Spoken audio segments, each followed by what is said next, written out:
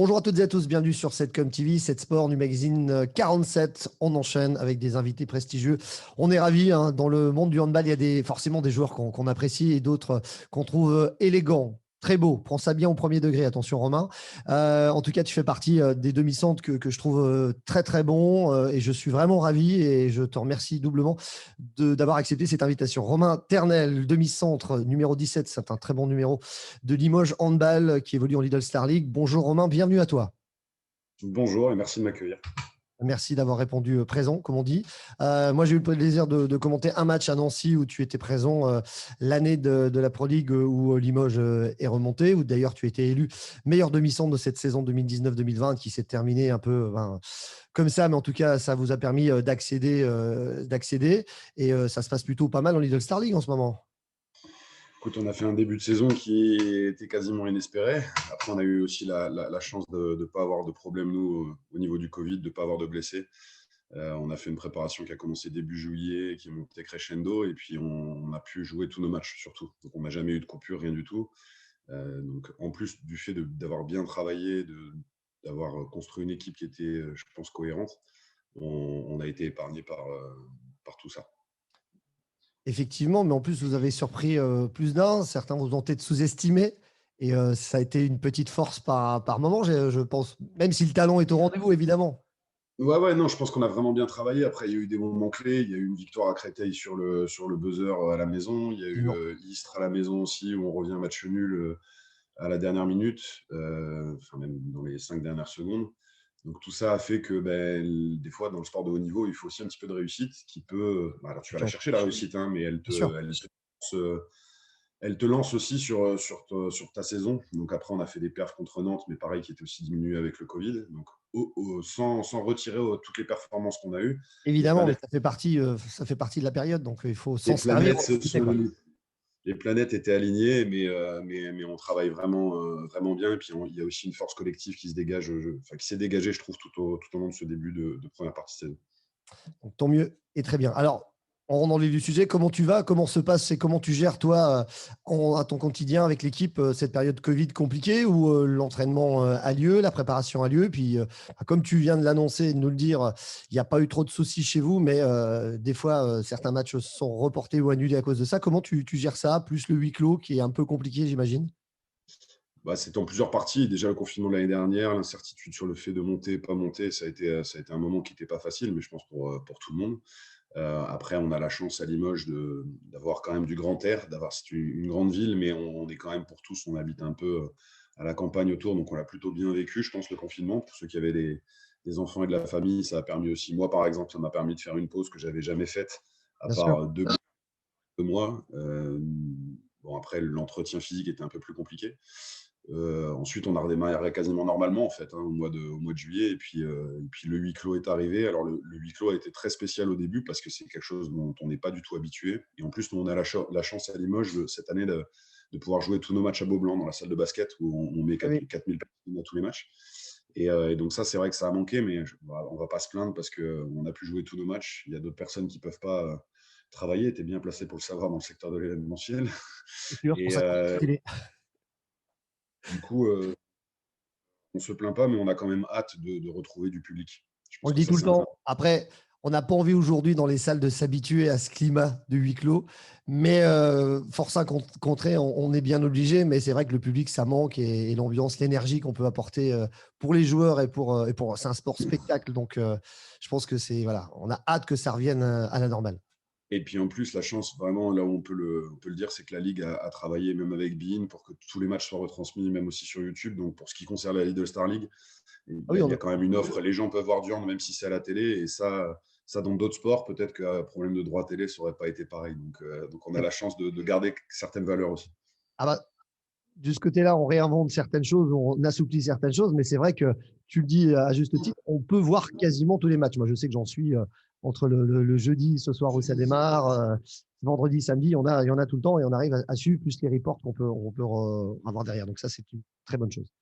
On va faire un petit remember. On aime bien appeler ça comme ça, remember Romain Ternel aujourd'hui. Si tu peux nous raconter un petit peu ton parcours, où tout a commencé, tes passages dans les différents clubs de Cesson, de Tremblay, de Toulouse et de Limoges. peut faire un petit retour en arrière si tu veux bien. Alors, on oublie souvent que moi, je ne suis pas breton. Je me suis construit sur le très haut niveau en Bretagne et à Cesson, mais je Parce suis que un tu as ch'ti, marqué moi. les grandes années de Cesson quelque part, donc c'est Je pour suis ça. un ch'ti, je viens de Lille à la base. Moi, j'ai commencé le hand parce que mon père a joué en D2 là-bas, dans une ville qui est en banlieue de Lille qui s'appelle Lomme. Oui, bien. Un très Mon grand oncle, cinéma, c'est le plus grand cinéma de France avec qui les c'est polices ça, on connaît. Hein. exactement. Mon grand-père était président de ce club et j'ai traîné dans les salles de hand quand j'étais petit, quoi, pour voir mon père. Donc, il me semble qu'à 6 ans, j'ai décidé, on m'avait mis au judo et à 6 ans, j'ai décidé moi-même d'y aller, sauf que le mini-hand à l'époque n'existait pas encore, donc j'étais le plus petit. Et puis malgré tout, voilà, quoi, je me suis attaché à ce truc parce qu'il y avait une filière familiale et Bien sûr. parce que je me retrouvais dans les valeurs de partager avec les copains, de faire et tout ça. Et puis, j'ai fait le pôle espoir à Dunkerque, où moi, je suis D'accord. arrivé en première. Je ne suis pas arrivé en seconde. Je suis arrivé en première grâce à Johan Delattre, le pôle espoir avait bougé entre Tourcoing et Dunkerque. Et il m'a un petit peu poussé au cul pour pouvoir y aller, y rentrer. Et puis, c'est de là que tout a commencé, vraiment s'entraîner tous les jours.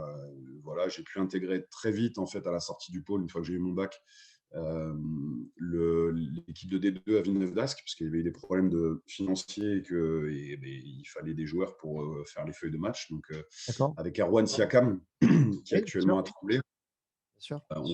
les deux qui avons. On a commencé, voilà, on a fait quand même 6 mois de banc chacun avant de D'accord. pouvoir se taper les déplacements à l'époque à Wittelsheim le matin du match et tout, parce qu'on ne faisait pas trop confiance. Et puis un jour, en fait, encore une fois, grâce à Johan, il poussait le coach de l'époque pour lui dire il faut que tu le fasses jouer, il faut que tu essayes. Je me souviens très bien que mon premier match pro, et c'est ça qui va être marrant, c'est que c'était à Lille contre Nancy. Ah, d'accord, super. Ah, étonnamment, comme quoi l'histoire de la vie, hein, Vraiment, des belles rencontres. où D'accord. j'ai eu du temps de jeu. Et alors, en plus, je me souviens, droitier à droite. Et puis finalement, j'ai fait une très bonne rentrée. Je crois 3 buts, défense et tout. Et puis on gagne le match d'un but. Et à D'accord. partir de ce moment-là, l'entraîneur de l'époque, qui était Milenko Kojic, s'est dit bon, ben, lui, je peux peut-être l'utiliser quand même en rotation, ça peut le faire. Et puis D'accord. c'est que là, de là, tout a commencé. J'ai fait Tu avais 3 ans quel de âge? D2 à Villeneuve. Ah, J'avais 18 ans. 18 ans. D'accord, oui. Et j'ai refait 2 saisons à Villeneuve. Et ensuite, Johan était arrivé en tant qu'entraîneur, numéro 1. On n'avait que des jeunes quasiment qui sortaient du pôle espoir. D'accord. Donc j'ai vécu 3 années topissimes, quoi, avec que D'accord. des copains, que des mecs Ouais, avec qui ouais. j'étais au pôle, des plus vieux, comme Richard Desmarais, qui après est parti à Dunkerque, Hum, qui encadrait tout ça. Et puis il y a été l'heure où le club avançait pas, donc Johan a décidé de partir, et c'est le moment où j'ai eu 2 clubs. J'avais Cesson et Aurillac. D'accord. Au départ, j'étais parti pour aller à Aurillac, puis Ouais. finalement, ça s'est retourné vers Cesson, et je regrette pas, parce que derrière, je suis parti à Cesson. On a fait une année en D2. Ensuite, c'est cette année-là vraiment où je me suis dit, je suivais des études de STAPS en parallèle. Et l'année d'après, je me suis dit, je peux pas faire les deux, parce qu'il faut que D'accord. je m'entraîne plus. Je veux Mhm. m'entraîner comme un pro. Donc, en accord avec ma famille, avec ma compagne qui est toujours actuelle, D'accord. Tu as j'ai rencontré dit, ta vie. j'arrête les études. Alors, c'est pas un bon. À l'époque, on n'avait pas la même souplesse pour pouvoir faire études et entraînement. Donc j'ai arrêté les études et puis en me disant voilà, je fais 1 an, vraiment, je m'occupe que du handball. Et en fait, on a fini premier, on est monté avec Cesson et ensuite, voilà, j'ai passé 6 années en tout à Cesson qui ont été magiques, ma première fille aînée. Et puis le club avait pour projet d'avoir une grande salle, ça traînait un peu et j'ai été contacté par Tremblay qui venait de faire une finale de Coupe EHF. Mhm. Et c'est le moment où je suis décidé de partir. Donc j'ai fait Tremblay, puis après les 3 années à Tremblay qui se sont moyennement passées. Et tu étais blessé à la fin, je crois, c'est ça, hein. Ça, ouais, je me suis blessé en fait sur la dernière année. Alors j'ai très mal vécu la dernière année parce que la dernière année on descend avec Tremblay, mais on a surtout Ivezic qui se pète les croisés, Rezar qui se pète les croisés, donc nos 2 gardiens de but qui au bout de 1 mois et demi avaient les croisés. Et je pense que c'est ce qui a fait la saison. Moi Bien qui me sûr. suis pété au mois de janvier. Donc là, c'était le moment de changer d'air parce qu'à Tremblay, voilà, c'était un contexte particulier. Ils avaient aussi vécu 10 très belles années avant. Et puis le renouvellement, nous, quand on est arrivé, on n'a pas réussi à faire changer tout ça. Donc ça a été direction Toulouse, où là, je me suis éclaté pendant 2 ans. C'est pas mal. Et Hein. puis, au final, un dernier challenge à Limoges, qui était un Alors, club de D2. rappelons, pour ne pas te couper sur justement sur l'arrivée à Limoges, tu sortais d'une finale de Final Four de la Coupe de la Ligue avec un très bon rang maternel et tu fais presque un pied de nez parce que tu pouvais rester en Lidl Star League. Tu étais d'ailleurs en rediscussion avec Cesson pour repartir à Cesson et te voilà parti à Limoges en Pro League. Donc, c'est toujours un peu étonnant quand on a un parcours comme le tien, qu'on a un très, très bon joueur de haut niveau. La Pro League, c'est un haut niveau aussi, attention, hein. Mais de Lidl Star League, tu aurais pu rebondir, je sais pas, à Nîmes ou dans d'autres clubs. Et non, Cesson, tu as réfléchi et le challenge Limoges t'a convaincu. C'est bien ça en résumé. Et tu t'es pas trompé. Ouais, ce qui s'est passé surtout, c'est qu'au départ, Toulouse m'avait expliqué qu'il voulait me garder, même, alors ça va être marrant parce qu'on va rebondir sur ce qui va se passer après, mais Ouais, même dans le staff technique à l'époque. oui. C'est-à-dire que Gardan m'avait proposé de rentrer dans le staff parce que bah, financièrement, c'était compliqué. Ils avaient recruté un jeune Serbe et ils voulaient miser sur des jeunes. Et moi, j'avais 32, Mhm. 31. Donc voilà. Et puis finalement, je me suis dit non, je veux continuer à jouer. J'ai commencé à être contacté par quelques clubs de D1, je ne vais pas dire plein de clubs de D1, mais il y avait des Ah, opportunités. Sauf que je voulais vraiment pas me tromper parce que bien sûr. j'ai deux petites filles et c'était plus moi tout seul, quoi. C'était ma famille Oui, oui, non, aussi. mais il y a Je un voulais autre pas bouger. raisonnement arrivé à un Voilà, certain âge, hein, sans faire le. exactement. Donc du coup, et en fait, le projet Nimoujo est arrivé, qui n'était pas très loin de Toulouse, où j'ai gardé vraiment beaucoup d'amis à Toulouse.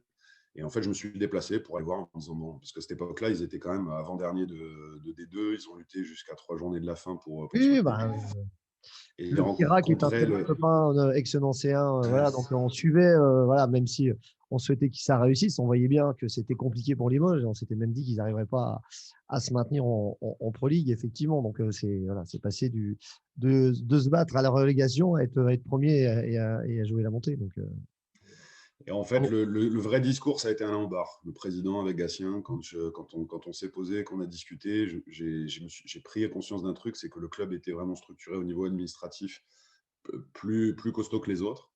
Et que cette ville voilà, m'a attiré pour ma famille et tout ça. Et je me suis dit, mais quitte à partir dans un autre club, devoir se réadapter. À chaque fois que je suis parti, j'ai toujours eu 5 ou 6 mois. Peu importe dans le club dans lequel je suis parti, j'ai toujours eu 5 ou 6 mois pour m'adapter. Donc, c'est pas une histoire de jeunesse, c'est pas une histoire, c'est que, D'accord. bon, voilà. Ils vont te faire perdre. Donc, je me suis pas dit que ça allait être plus facile en repartant sur de la D2, mais au moins, j'avais envie d'avoir un dernier challenge où direct, il fallait que je sois devant mes responsabilités. Je savais que j'allais avoir qu'on allait avoir besoin de moi en termes de leadership, en termes de performance sur le terrain, mais aussi en dehors.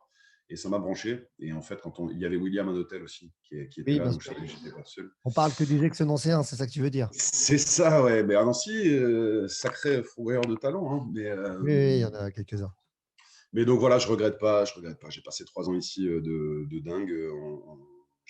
On a réussi avec le club et avec les coéquipiers à remplir l'objectif comme moi je suis arrivé, c'était simple. Hein. On l'a pas annoncé tout de suite, mais moi j'avais dit au président, moi si je viens, c'est parce que je veux qu'à terme, ma récompense, ça sera que le club soit en D1. Voilà. Bien sûr. Et puis là, on voit que vous faites mieux que d'être en D1 parce que c'est toujours il est toujours la question éternelle du promu qui va monter, qui ne va pas jouer l'ascenseur et il faut se maintenir. Et là, vous ne savez pas se maintenir. Vous êtes d'entrée de jeu parmi les meilleures équipes de Lidl Star League. Ça, c'est quand même un sacré coup de chapeau à ton club. Hein. Je l'ai lu dans les différents articles pour préparer cette émission.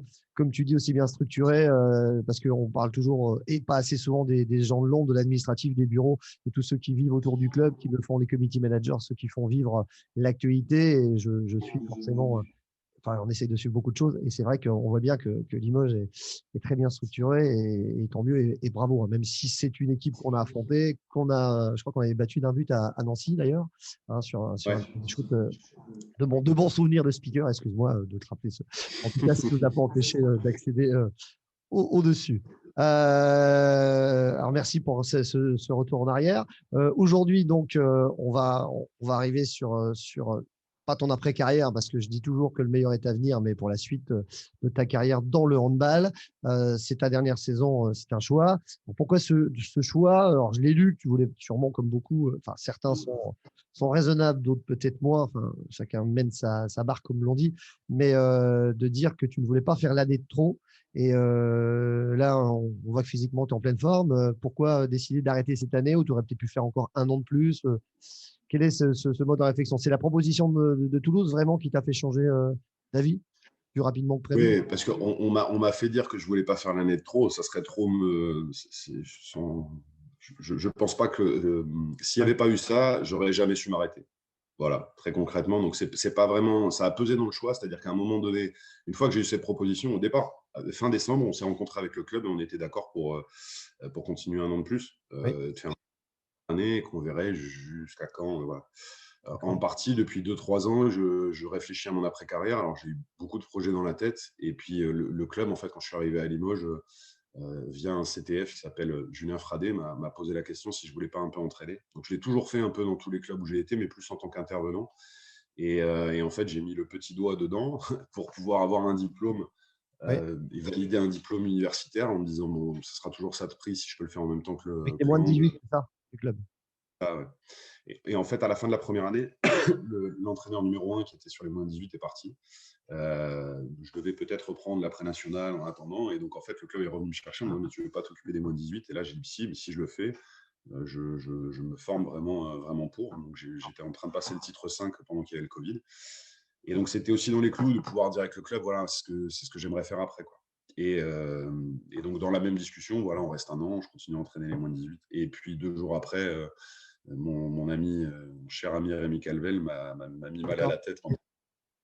Il m'a appelé pour me dire que il allait passer numéro 2 auprès de Daniel Angelkovic avec Toulouse et qu'ils avaient réfléchi avec le président et que la personne qui pensait pouvoir être compétente à ce poste-là pour le remplacer, c'était moi. Donc, tout de suite après, j'ai eu Philippe Dallard. Donc évidemment, c'était un moment compliqué parce qu'on s'était pas mis d'accord, on s'était mis d'accord à l'oral comme ça avec le club, mais moi j'étais très mal à l'aise par rapport à Limoges. J'ai appelé Alain au Bien bar sûr. et puis on a discuté. Il a compris mon choix. Ma femme et mes enfants n'étaient pas contre repartir à Toulouse parce que moi c'était clair, je n'aurais pas joué ailleurs. C'était je continue à jouer à Limoges ou j'arrêtais. Oui, d'accord. Et bon voilà, donc il a fallu faire le deuil, même si je suis encore joueur, mais de se dire est-ce que tu peux arrêter pour ça? Et puis je pense que des postes comme ça sur des centres de formation, dans la durée en plus, c'est pas donné à tout le monde. Donc c'était une occasion rêvée en or pour moi. Et puis de là est arrivé le fait de se dire, bah, écoute, tu sais pas ce que tu seras l'année prochaine, tu sais pas les blessures, tu sais pas, on peut pas voir le Covid et tout ça. Autant partir sur une année où on est quasiment maintenu.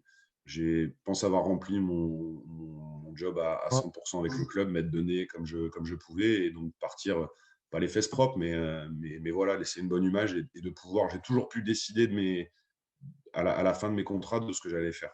Et ça, c'est une chance vraiment inouïe que j'ai parce que quand je regarde plein de joueurs à qui j'ai été, il y en a souvent à qui on a dit, ben non, ça s'arrête.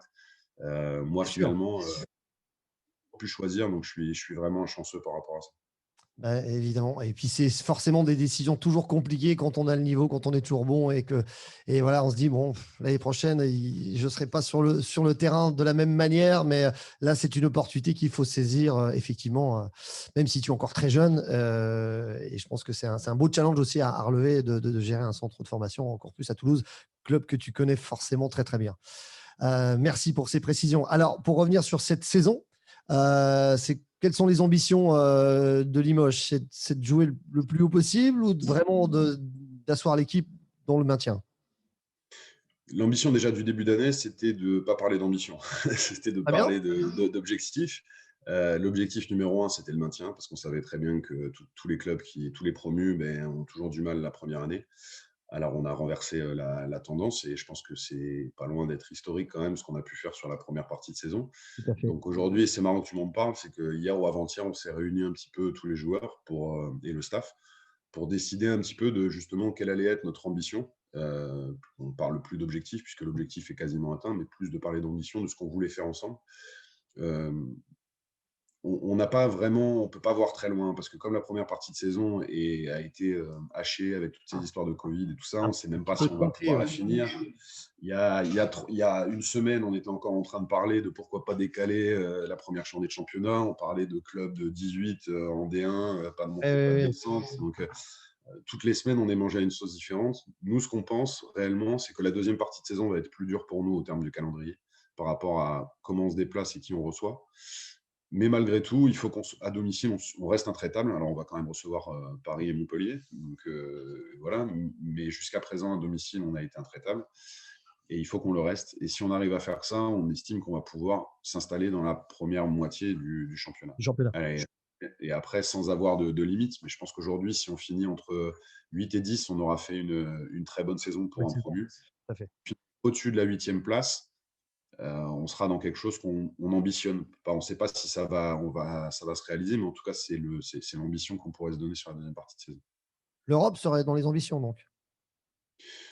Tout ce qu'on peut, si on peut les gratter, Ouais. pourquoi on s'empêcherait? Après, Et tu as raison. c'est Et après, je plaisante en taquinant sérieusement parce que là, j'ai le classement sous les yeux quand même que j'ai imprimé hier soir. Paris premier, deuxième Montpellier, troisième Aix, quatrième Limoges, devant Nantes cinquième, Nîmes sixième, qui on connaît très bien Franck Maurice, c'est un ami aussi, et qui a fini quand même troisième l'année dernière de ce championnat, septième Saint-Raph, huitième Chambé et neuvième Dunkerque pour les 9 premiers. Bon voilà, vous êtes plutôt très bien situés, sachant que le prochain match, c'est un 3 contre 4, Aix contre Limoges. Donc voilà, c'est aussi un match très important qui peut bah, vous permettre peut-être de monter encore, oui, de passer devant directement si vous gagnez ce match. Donc voilà, il y a quand même de beaux objectifs, une belle ambition, dirais-je. il Et faut là, déjà et tout là, à court terme, gagner. du coup. Il faut gagner nos matchs à domicile. Et puis après, si on veut s'installer vraiment au-dessus, il va falloir gagner contre des concurrents directs qu'on pourrait appeler pour le haut du tableau. Donc tout ce qui est Nîmes, Aix, Saint-Raph, Dunkerque, voilà, Nantes. Même si Nantes, Montpellier et Paris semblent quand même Oui. vraiment intouchables par rapport à leur effectif et tout ça. Voilà, on s'interdit rien. Je ne vais pas dire que c'est l'objectif qu'il nous faut parce que ça me Vous mettrait la recevez Aix, pression. pardon, Romain, ou vous allez à Aix, je ne sais plus. Vous, On vous- reçoit Aix. vous On recevez reçoit Aix. chez vous. Donc, d'autant plus de ce que tu dis là, d'être intraitable à domicile face à une très belle équipe d'Aix, évidemment. Avec une belle équipe de Limoges. Merci. Alors, le public, on en parlait, ça manque à huis clos. Tu peux nous parler du pif-paf gauche-droite? Ça, c'est. En fait, à Limoges, on a la chance d'avoir, comme je te dis, dans la structure administrative, des mecs qui sont top. Donc, de toute façon, ils étaient à 3, ils sont un Et peu tu plus peux le nombreux dire, ils vont maintenant. regarder, hein, parce que de toute façon, on va Oui, attaquer oui. le club et je Mais pense que tout l'interview sera partagée. tout le staff administratif, donc Alain qui est le président, Stéphane qui est le responsable commercial, et puis après les deux autres, Gatien qui est responsable administratif, et surtout Rafik, le chargé de com, qui est aussi le CM, On sait. est très très actif sur Twitter. Et en fait, il y avait une bande, moi je ne connaissais pas, quand on arrivait à Limoges, il y avait une bande de copains un peu sur Twitter avec donc les Captain Bretzel, les Denis Caro. D'accord. Bon, ils étaient Le supporter, donc. mais plus du basket, quoi. Et puis Oui, d'accord, d'accord. un peu déçus du basket, ils se sont retrouvés sur le handball une ou deux fois pour découvrir. Un bon Et choix. bon, Bretzel n'a pas arrêté. Je n'étais pas trop Twitter. Et puis, quand j'ai vu les matins, je me levais le lendemain de match avec 15 notifications, et justement, parce qu'il ne connaissait rien au handball. Donc, quand il voyait un mec faire un contre un ou un D'accord, demi-tour contre et tirait, c'était pour lui pif-paf, droite-gauche et bim-boum. Et puis voilà. d'accord. Non, j'ai trouvé Donc, et puis ça après, amusant. ça c'est resté amusant, c'est resté rigolo. Alors, des fois, il peut tailler aussi quand tu fais des mauvais matchs. Il arrive, mais c'est ça qui est marrant avec lui. C'est Ouais, c'est que. Et ça. puis, maintenant, on s'envoie quelques messages, on boit des bières après les matchs. Et puis, mais il est très, très actif sur Twitter. Et donc, ça vient de là. Et forcément, en fait, ça a été repris par le chargé de com. Et je crois une fois par la LNH. Donc là, Captain, il n'en pouvait plus. C'est sûr. Ça a été repris par le site de la Ligue une fois. Mais bon, c'était plus Voilà. sur le ton de l'humour. Parce que là, Alors, cette année, donc, je l'ai repris dans l'interview que tu as donnée, qui est postée sur le club pour la suite de ta carrière. Et puis, j'ai trouvé ça très amusant. Donc, j'avais compris le droite-gauche, évidemment, handballistiquement parlant. Mais le pif-paf m'avait amusé. Donc, j'ai dit, je le glisserai dans l'interview, mais je ne te l'avais pas dit avant pour que ça soit plus naturel, évidemment. Donc, merci de ta réponse. Tant qu'on est sur la bonne humeur, deux de tes bons souvenirs, mon cher Romain, quels seraient-ils parmi toute ta carrière? Si on avait deux à sortir, il y en a sûrement plus, mais c'est jamais simple. Si on en a il y en trois, a plein. à bout d'heure. J'ai la montée avec ses sons, évidemment, parce que c'est ce qui a D'accord. fait, le début de ma carrière. Et puis voilà, ce match à Saint-Cyr, je peux t'en retirer les 10 dernières minutes, quasiment minute par minute, alors que je suis pas très D'accord. fort pour retenir ça. Donc ça a été l'aboutissement d'un truc exceptionnel pour le club, mais exceptionnel aussi pour les joueurs. Aujourd'hui, il y a un lien, tu vois, comme les mecs, les 98 ont gagné la Coupe du Monde, ils ont un lien entre eux. Je pense que nous, on a ça aussi, quoi. Dès qu'on se revoit, il y a quelque chose on est frères par rapport à ça. Il y a ça, il y a un match à Villeneuve d'Ascq qui me reste aussi. C'était mon dernier match à Villeneuve d'Ascq contre Bordeaux. C'était un match où, fin de saison, dernier match à Villeneuve, si Bordeaux gagne Ils sont maintenus. Si Villeneuve gagne, ils sont maintenus. Ah oui, donc c'est la vie et la mort. Et donc, et là, c'est la première fois que je voyais la salle Marcel Cerdan, où il doit y avoir 1000 places peut-être, qui étaient pleines à craquer. D'accord. Et on gagne bon, largement. On a mené les débats. C'était la dernière de Johan, c'était la dernière de moi. D'autres aussi. Voilà, c'était un truc qui s'arrêtait. Donc, ça reste un match qui est important pour moi. La dernière à Cesson aussi, parce que la dernière à Cesson, ça a été le truc, l'un des trucs les plus émouvants que j'ai eu dans ma carrière. Bien sûr. Je me souviens les lumières éteintes, on était 6 ou 7 à partir et le président qui m'appelle en dernier, toute la semaine, même 15 jours avant, parce qu'ils n'avaient pas encore la grande salle, on jouait encore au Palais des Sports, il y avait Oui. 1050 personnes, donc autant te dire que 3 semaines avant, les places étaient déjà réservées et prises. Et tout le monde me demandait des places, on veut venir voir ton dernier match. C'était très Oui, spécial, c'est parce que c'est une petite ville et en fait, on était oui, souvent bien sûr. dans les cafés du coin en train de boire des coups, de discuter avec les gens. On était vraiment proche de la ville et de ses habitants. Et quand le président m'a appelé pour me remercier, m'offrir mon petit maillot et puis s'en aller, c'était noir complet. Et là, j'ai vu toute la salle se lever et applaudir pendant, je sais pas, ça Standing m'a paru ovation. Ouais, une oui, éternité, quoi. Et si tu veux, des standing ovations, t'en as pour des joueurs qui ont des carrières un peu plus élevées, quoi. Et ça, je ne m'y attendais pas autant. Il y avait tous mes parents, mes grands-parents dans les tribunes, tout le monde était choqué, quoi. Et puis en fait, c'était le fait d'être rentré un peu dans le cœur des gens, finalement. Tu vois, d'avoir partagé un truc qui, me, qui, moi, me correspond et et tu es comme ça. encore une fois, j'ai la chance inouïe d'avoir pu vivre de mon métier et surtout d'avoir partagé autant d'émotions avec les gens. Donc ça restera un flash à vie. Peut-être le plus beau même. Non, mais si je peux me permettre, moi, je te connais comme joueur, je te connais humainement. On n'a pas été boire encore des bières ensemble. On n'y manquera pas un jour, je l'espère. En tout cas, voilà, tu dégages, hein, et c'est ce que me dit Fred et d'autres. Tu es humainement un super mec, tu es très agréable, tu es un très, très bon joueur. Donc, forcément, ce que tu dégages, les gens, le public, les fans le ressentent. On ne peut pas se tromper, on ne peut pas trahir quand on est à la fois un bon joueur sur le terrain et qu'on donne tout. Et tu fais partie de ces joueurs-là. On t'a connu à Cesson où tu lâchais rien non plus. Vous battiez avec vos armes pour y arriver et ça se passait plutôt bien. Donc voilà, moi j'ai de très bons souvenirs de matchs de Cesson. Voilà. Et moi, c'est où tu m'as plus marqué personnellement c'est quand tu jouais à Toulouse où je suivais beaucoup plus les matchs encore. Et c'est vrai que sur le terrain, c'était éblouissant, si je puis me permettre de le dire comme ça. Et moi, j'étais très content de t'avoir croisé à Nancy avec Limoges. Bon, bah, forcément, comme adversaire, mais ça fait partie du jeu, hein, parce que les adversaires, tu vois, on va recevoir Ulrich de Dijon, qu'on apprécie, qui est le coach juste tout aujourd'hui, pour la suite des émissions. Donc voilà, le monde du handball est un monde où on partage et on échange et on apprécie fortement ces belles rencontres. Donc, je me permets également de te le dire, même si je ne veux pas me lever de mon bureau pour te faire une standing ovation. En tout cas, voilà. Mais je veux bien Merci, c'est gentil. croire ce sentiment et ces émotions. Nous, on le voit sur certains départs de certains joueurs qui ont marqué le club. Bah, forcément, il y a une vraie émotion. Et là, je l'imagine bien avec le noir total dans la salle et l'émotion ressentie. En tout cas, voilà. D'ailleurs, ça fait partie aussi des choses sur lesquelles tu as failli aussi repartir à Cesson. Et je pense que voilà, Cesson fait partie de ton histoire handballistique, de ta vie d'homme. Et évidemment, quand on te retend la perche pour petit devenir, c'est pour ça que je disais tout à l'heure, c'était peut-être un choix aussi pas simple de dire bon, je vais à Limoges, Cesson, je connais, je peux peut-être aussi encore bien réussir là-bas. Donc, ça devait être aussi un moment pas simple à choisir. Ouais, non, non, c'était pas évident, mais la seule chose qui a été compliquée à ce moment-là, je pense que j'aurais choisi Cesson. Sauf que Cesson était sur une fin de cycle. J'aurais choisi un retour. Très clairement, je ne m'en suis pas caché auprès de Limoges. Oui, bien sûr. Mais ça, en fait, il y avait trop de problématiques. Il y avait encore, c'était la dernière année d'Yerim. Je suis pas sûr que Yerim avait très envie de me voir arriver, peut-être. Finalement, au bout de quelques mois, il a été limogé.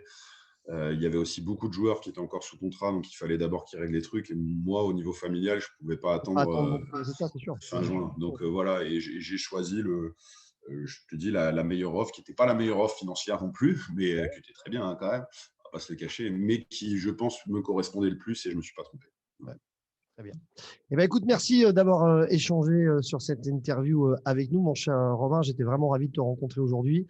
Doublement merci. Je vais te laisser un petit mot de conclusion, parce que très souvent nos interviews sont à la fois partagées aussi par les clubs. Donc, je pense que les supporters, les tweetos vont suivre ça et vont regarder. Donc, si tu veux dire un petit mot pour conclure, à la fois sur la reprise du championnat pour vous, à tes supporters et à tout le staff de Limoges Handball qu'on salue.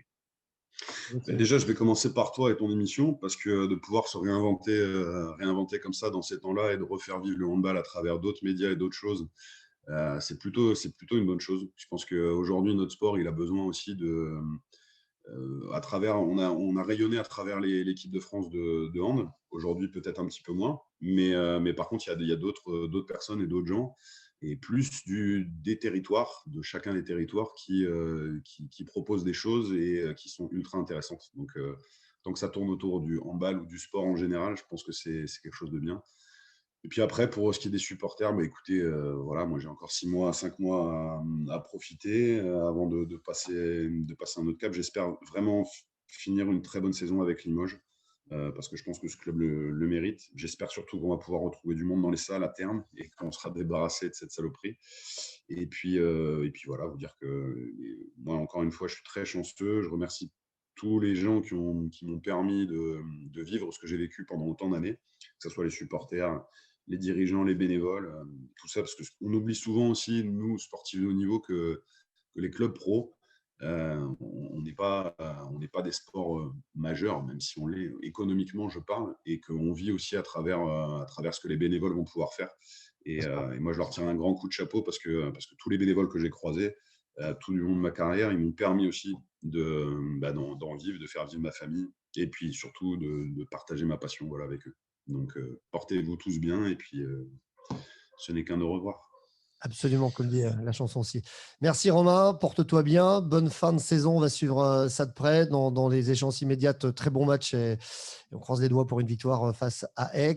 Si on veut te suivre, il y a toutes les infos sur les réseaux sociaux, tweet, parce que n'hésitez pas à envoyer des tweets à Romain. Il sera ravi de partager avec vous Facebook, Instagram, et puis le club est très actif. Merci Romain, au plaisir de te revoir prochainement. Merci à toi. Merci à vous. Merci à vous de nous avoir suivis sur ce nouveau mag, le 47 dans cette ComTV, 7 Sport. Les prochains invités, on vous les annonce à la suite comme d'habitude. Merci à tous, à très bientôt.